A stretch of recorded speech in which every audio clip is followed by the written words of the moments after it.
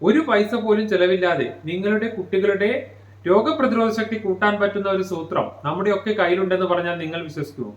കൃത്യസമയത്തുള്ള ഉറക്കം.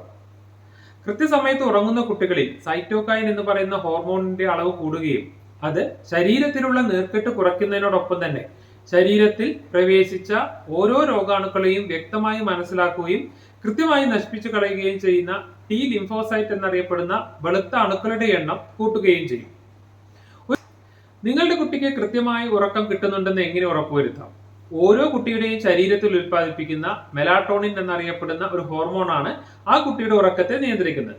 അതുകൊണ്ട് തന്നെ മെലാട്ടോണിന്റെ അളവ് കൂടുതലാവുന്ന കാര്യങ്ങൾ ചെയ്തുകൊണ്ട് തന്നെ നമുക്ക് ആ കുട്ടിയുടെ ഉറക്കം ഉറപ്പുവരുത്താം.